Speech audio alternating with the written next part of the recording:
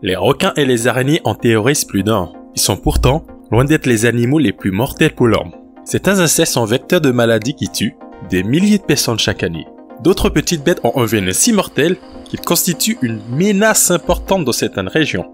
Dans cette vidéo, nous allons vous montrer que la petite bête peut manger la grosse. Voici le top 7 des insectes les plus dangereux pour l'homme. Le frelon géant japonais. Regardez-moi ce petit délinquant. Il a l'air mignon, proportionné et a de belles couleurs. Mais ne vous fiez pas à son apparence. C'est un monstre, un véritable génocidaire d'abeilles. Le frelon géant japonais, issu comme son nom l'indique du Japon, est la plus grosse espèce de frelon du monde. Elle peut atteindre 8 cm d'envergure. Friand de miel, il attaque les ruches des abeilles pour lesquelles il est dévastateur. En effet, un seul frelon peut tuer 50 abeilles en 1 minute. Presque une abeille tuée par seconde. Même Chuck Norris fait pas mieux. C'est ahurissant. Mais que fait la Cour internationale des bisbis? Heureusement pour nous, le frelon japonais n'attaque pas l'homme. Il est particulièrement agressif s'il est provoqué. Il n'est pas Jésus-Christ, il vous tendra pas sa joue gauche, mais vous injectera son venin via son dard de 6 mm de long. Cela provoquera une réaction allergique massive et peut jusqu'à dissoudre les tissus de la peau en très peu de temps. Les piqûres répétées de frelons peuvent également entraîner la mort. Chaque année, 50 personnes meurent des piqûres du frelon japonais. Le jour où vous entendrez un frelon, évitez les gestes brusques et éloignez-vous avec dignité, car vous ne ferez pas le poids. La chenille Lonomia. C'est un pur produit de l'Amazonie. La chenille Lonomia est un insecte extrêmement dangereux et quasiment aussi mortel qu'un serpent à sonnette. Cette chenille poilue n'en a pas l'air comme ça, mais elle est responsable de nombreuses morts en Amérique du Sud. Ses petits poils sont induits d'une toxique mortelle, d'où son surnom de chenille tueuse. Une fois dans le sang, le venin cause des symptômes semblables à ceux de la gangrène. Il empêche le cerveau d'être irrigué, causant la mort de la victime. De plus, la toxine contient des agents anticoagulants, empêchant les plaies de s'arrêter de saigner. Un vrai sadique. Si vous êtes confronté à cette chenille en plein milieu d'une forêt, pas de bol, comptez sur un miracle. En revanche, si vous avez possibilité de vous rendre dans un centre hospitalier, foncez, un traitement a été mis au point. Autant dire qu'il vaut mieux laisser cette chenille se transformer tranquillement en joli papillon. Les fourmis mognons. Également appelées fourmis légionnaires, c'est un nom qu'elles doivent à leur mode de vie nomade. Elles ne construisent pas de fourmilières comme les autres espèces, mais changent de territoire tous les jours. Même les cours d'eau ne les arrêtent pas, puisqu'elles se servent de leur propre corps comme d'un radeau pour les franchir. Elles ne s'arrêtent que la nuit où elles forment des bivouacs temporaires. Les colonies de mognons peuvent s'élever jusqu'à 20 millions d'individus. Elles doivent aussi leur nom de légionnaire à une technique de chasse qui consiste simplement à capturer et éliminer toute proie se dressant sur le passage. La faim? Elles ne connaissent pas, car elles zigouillent chaque individu qu'elles croisent. Scorpions, migales, serpents, petits mammifères, gros mammifères et même des êtres humains. Je vous déconseillerais donc de vous fouler la jambe, de vous faire les ligaments croisés ou d'être enterré vivant à côté d'une colonie de millions de fourmis mognons. Les mandibules de ces fourmis sont puissantes et elles ont la particularité de ne pas lâcher prise. Une particularité qui les aura même valu d'être utilisées comme suture naturelle. Vous imaginez des têtes de fourmis mognons utilisées comme des points de suture. La fourmi balle de fusil. Paraponera clavata ou fourmi balle de fusil est une espèce de fourmi que l'on n'aimerait pas rencontrer de sitôt. Il s'agit d'une des plus grandes espèces de fourmis et elle peut ainsi mesurer jusqu'à 3 cm. On la retrouve dans quelques forêts tropicales d'Amérique du Sud. On la surnomme ainsi car sa douleur serait similaire à celle d'un coup de fusil, voire plusieurs dans à peu près tout le corps.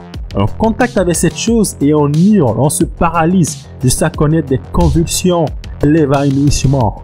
Certaines populations indigènes amazoniennes confectionnent des gants remplis de fourmis comme rite de passage.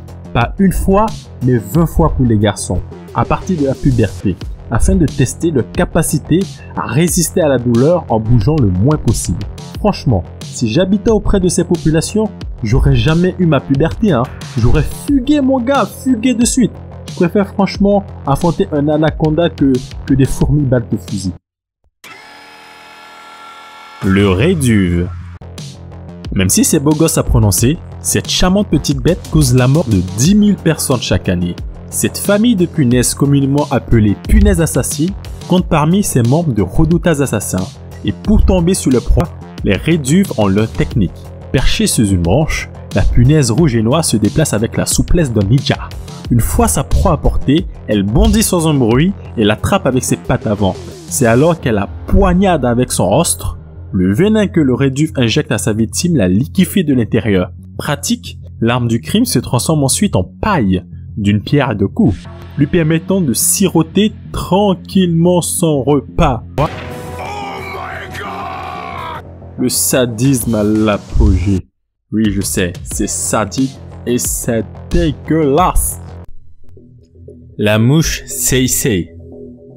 La mouche Sei-Sei est sans aucun doute la mouche la plus dangereuse du monde. Ce n'est pas la vieille mouche qui t'embête lors de ton repas ou en pleine réunion quand t'as la parole ou quand t'es aux toilettes en train de souffrir. Cette mouche-là, elle pique et elle libère le trypanosome, un virus parasite qui migre vers le sang puis le cerveau et provoque la fameuse maladie du sommeil. Celle que je devrais appeler durant mes insomnies. Mais là, c'est le sommeil éternel qu'elle va me refiler. En effet, cette maladie du sommeil est souvent fatale. On estime qu'elle est responsable à environ 100 000 morts par an. C'est un véritable fléau, notamment pour les bétails en Afrique subsaharienne. Et le numéro 1, le number 1, à la fois le plus grand des tueurs et si petit en taille. Le moustique.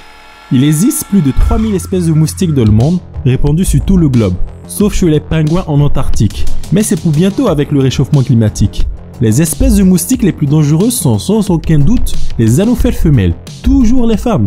Lorsque l'anophèle vous pique et aspire le sang de l'homme, elle pénètre sous la peau et peut transférer toutes sortes de virus mortels directement dans le corps humain. Les virus les plus connus et les plus répandus sont le paludisme, ou encore appelé la malaria, la fièvre du Nil et la fièvre jaune, souvent des maladies localisées en Afrique. Il existe aussi une version tigrée du moustique, le moustique tigre. Et non, c'est pas une fusion Dragon Ball Z entre un moustique et un tigre. C'est juste un moustique avec des rues qui font penser à ceux du tigre. Cette autre espèce de moustique peut transférer à l'homme d'autres virus mortels comme celle de la dengue, connue dans les outre-mer, du chikungunya ou du zika. Il est estimé que les moustiques tuent environ 725 000 personnes par an, notamment dans les pays en développement. Le moustique, c'est même un plus grand criminel humain que les hommes. Les moustiques privilégient les températures chaudes et les zones humides. Et avec le réchauffement climatique, on découvre de plus en plus de moustiques tigres qui s'accaparent dans les suds de la Méditerranée. Si le moustique est l'animal le plus dangereux pour l'homme, l'homme est l'animal le plus dangereux pour toutes les espèces du monde. Merci beaucoup d'avoir suivi ma toute première vidéo et si cela vous a plu, j'en suis bien heureux. Surtout, n'oubliez pas de vous abonner et je reviendrai très vite pour une prochaine vidéo.